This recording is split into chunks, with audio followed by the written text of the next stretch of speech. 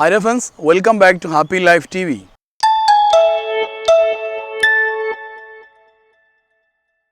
ദുശ്ശീലങ്ങൾ എങ്ങനെയാണ് നിർത്താൻ സാധിക്കുക? പുകവലി, മദ്യപാനം, മയക്കുമരുന്ന് തുടങ്ങിയിട്ടുള്ള പല കാര്യങ്ങളുടെയും ഉപയോഗങ്ങൾ നിർത്തണമെന്ന് ആഗ്രഹിക്കുന്ന പല ആളുകളും ഉണ്ടായിരിക്കും. പക്ഷെ പലപ്പോഴും ഇതെങ്ങനെയാണ് സാധിക്കുക എന്നത് നമുക്ക് അറിയില്ല എന്നുള്ളതാണ് പ്രശ്നം. ഇവിടെ ഇത്തരം ഏത് വിഷയമാണെങ്കിലും അതിൻ്റെ ഉപരിതലത്തിൽ മാത്രം നാം ബന്ധപ്പെട്ടതുകൊണ്ട് ചർച്ച ചെയ്തതുകൊണ്ട് ഒരു കാര്യവുമില്ല. ഇത്തരം വിഷയങ്ങൾ അല്പം കൂടെ ആഴത്തിൽ നാം ഒന്ന് സംസാരിക്കേണ്ടതുണ്ടെന്നുള്ളതാണ്.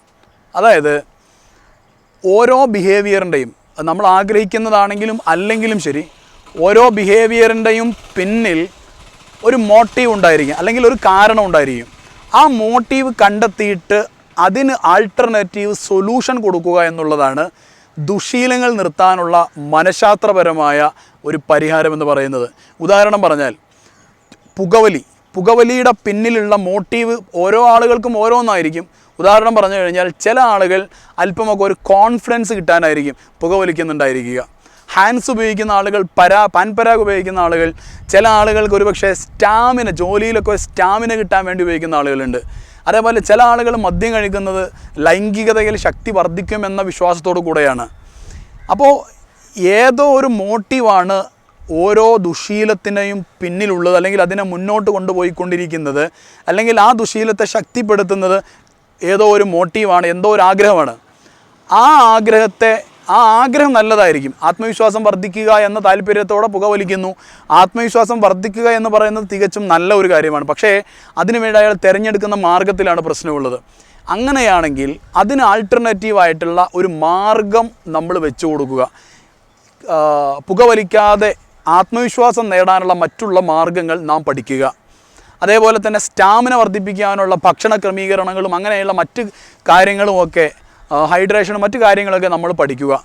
അതേപോലെ ലൈംഗികതയിലാണെങ്കിൽ ആനന്ദം വർദ്ധിപ്പിക്കുവാനുള്ള മറ്റുള്ള മാർഗ്ഗങ്ങൾ ഒരുപാടുണ്ട്, ശരിയായ മാർഗ്ഗങ്ങളുണ്ട്, അത് നമ്മൾ പഠിക്കുക.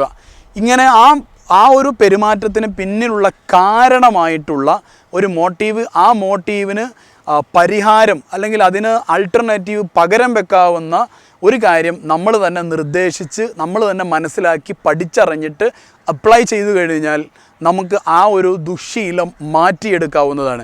ഇനി നമ്മളായിട്ട് തന്നെ ചെയ്തിട്ട് സ്വയം അത് പരിഹരിക്കാൻ കഴിയുന്നില്ലെങ്കിൽ ഒരു മനഃശാസ്ത്ര വിദഗ്ധൻ്റെ സഹായത്തോടു കൂടെ ചർച്ച ചെയ്തിട്ട് ഇതിന് പിന്നിലുള്ള മോട്ടീവ് എന്താണ്, എല്ലാ ആളുകൾക്കും ഒരേപോലെ അത് കണ്ടെത്താൻ പറ്റിക്കൊള്ളണമെന്നില്ല.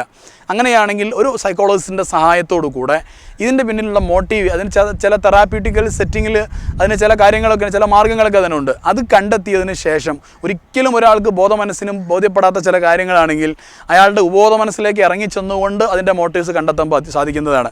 അങ്ങനെയാണെങ്കിൽ മനഃശാസ്ത്ര വിദഗ്ധന്മാരുടെ സഹായം തേടിക്കൊണ്ട് അത്തരത്തിലുള്ള വിഷയങ്ങൾക്ക് നമുക്ക് പരിഹാരം കണ്ടെത്താവുന്നതാണ്. അല്ലാതെ മദ്യം കഴിക്കരുതെന്ന് ഉറക്കെ പറഞ്ഞതുകൊണ്ട്, ഞാൻ മദ്യം കഴിക്കില്ല എന്ന് പറഞ്ഞതുകൊണ്ടൊന്നും മദ്യപാനം ഒരുപക്ഷെ ശാശ്വതമായി നിർത്താൻ പറ്റിക്കൊള്ളണമെന്നില്ല. അപ്പോൾ ഈ ഒരു മെത്തേഡിൽ പോയി കഴിഞ്ഞാൽ, അതിനെ റീപ്ലേസ് ചെയ്ത് കഴിഞ്ഞാൽ, മോട്ടീവിനെ പോസിറ്റീവായിട്ട് റീപ്ലേസ് ചെയ്ത് കഴിഞ്ഞാൽ തീർച്ചയായിട്ടും ബിഹേവിയറുകളെ നമുക്ക് വളരെ ഭംഗിയായിട്ട്, ആവശ്യമില്ലാത്ത ബിഹേവിയറുകൾ നമുക്ക് ഒഴിവാക്കാൻ സാധിക്കുന്നതാണ്. ദുശ്ശീലങ്ങൾ നമുക്ക് അവസാനിപ്പിക്കാൻ സാധിക്കുന്നതായിരിക്കും.